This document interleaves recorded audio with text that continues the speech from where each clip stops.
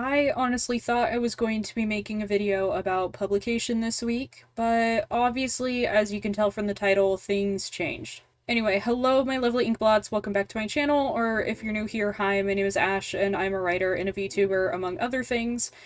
And if you follow me on any of my social media platforms, mostly Twitter, unfortunately, you may have noticed that I have not been very active recently, and a lot has been going on, and I wanted to kind of get it off my chest and talk about where I'm going to go from here, because a lot of things have happened over the last couple days.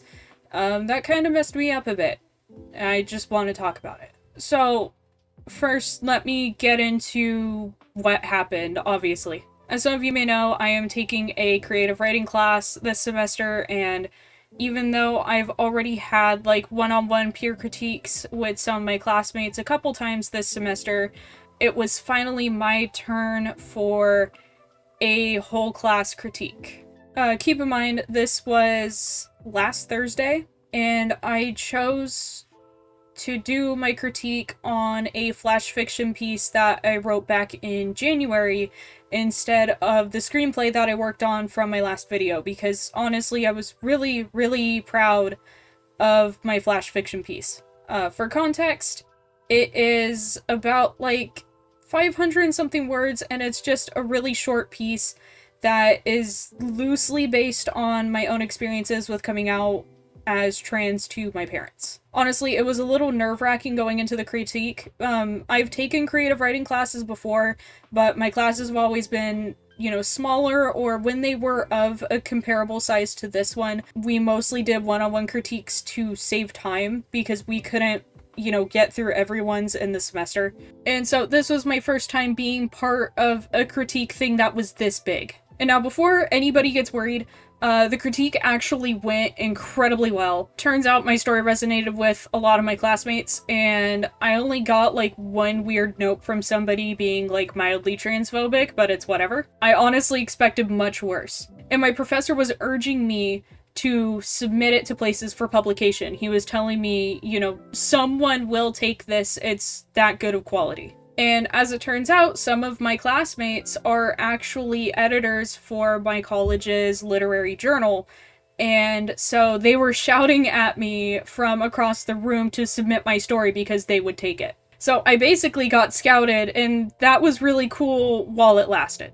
The following weekend, I got the story ready to submit. I actually went through all the feedback I got, tweaked a couple things, and then sent it in. And I let them know that I was thinking about using a pen name, but I didn't tell them which one because I wasn't sure yet. And so they told me to just let them know when I figured something out. In that regard, I was not given a deadline, and considering the work that I've done on literary journals before, I figured I had some time, especially because submissions were just closing on like this past Monday. So I thought, oh, I'll have a bit of time before the publication comes out to decide what name it would go under. And to clarify, I didn't want to use my actual name just for safety reasons, which it's unfortunate that I even have to think about that, but it's a thing.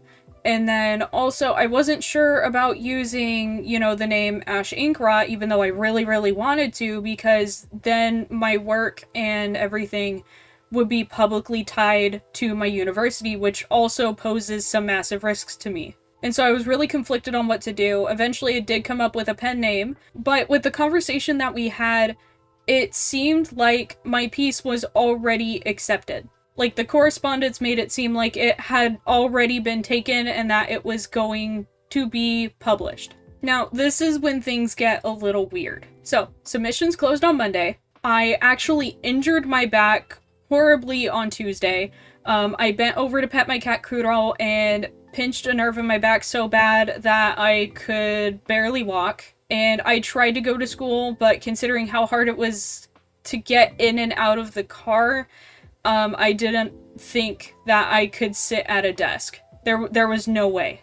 And so I went back to class on Thursday, even though my back was still messed up. It was actually so messed up that, Winter was carrying my backpack for me across campus, and he's not even a student there. Anyway, I went into my creative writing class and I was surprised to find out that there was actually a release party reading event thing going on that night for the publication. And I hadn't heard anything about it.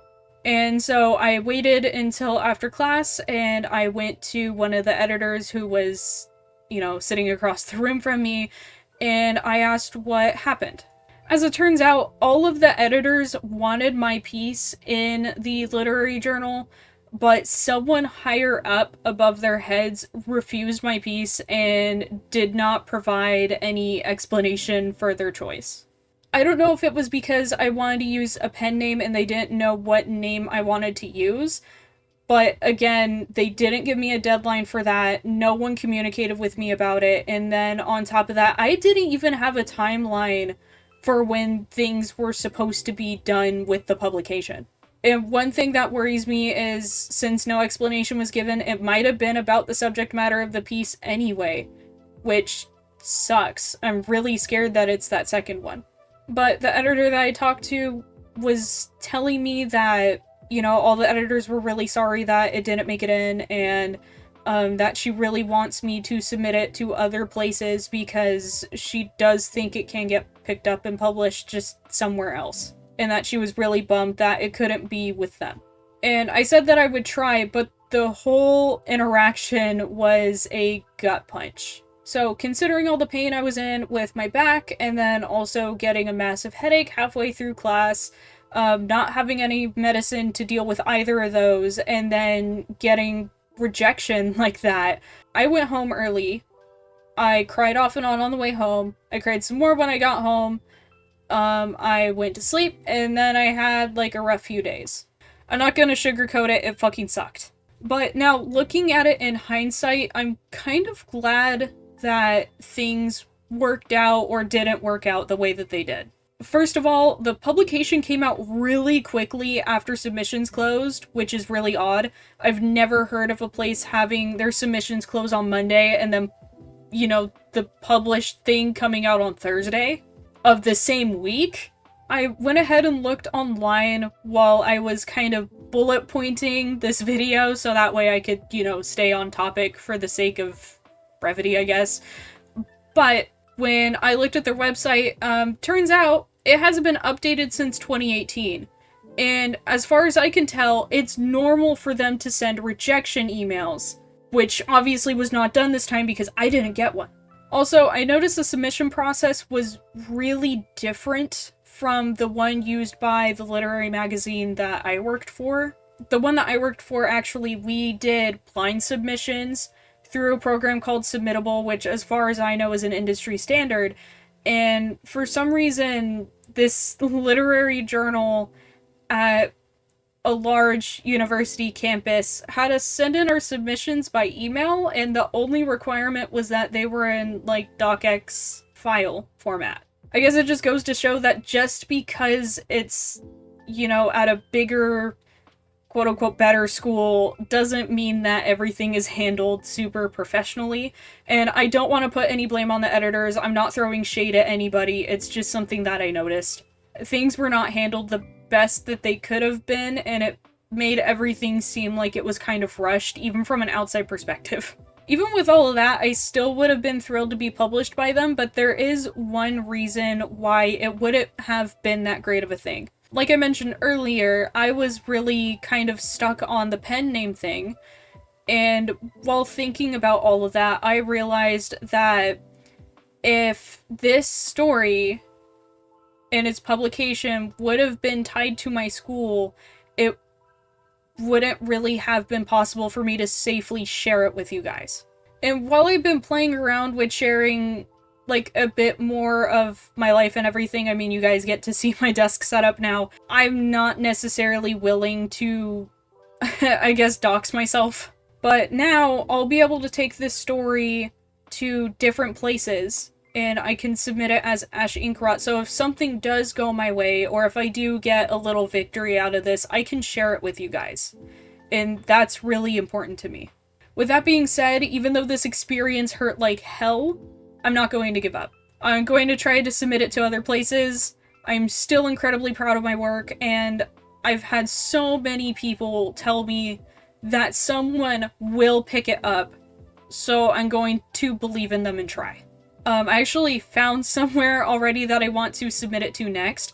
And I actually found it while I was crying. I started looking online for LGBTQ plus friendly publications because I didn't want, it to be thrown out over the subject matter. So hopefully that works out, but in the meantime, I am going to try working more on the projects that I know some of you guys are going to be super hyped for. Be ready for next week's video where we will be putting together some writing goals, so that'll be fun. I really need hand tracking. I keep motioning with my hands and you guys can't see it. Anyway, thank you guys for watching. Wish me luck in submitting this piece in other places. I can't wait to share it with you guys eventually. Even if it doesn't get published somewhere, I might just throw it on my website and be like, hey, go look. But we'll see. Also, good luck in your own writing stuff, and hopefully I will see you in the next video. Bye!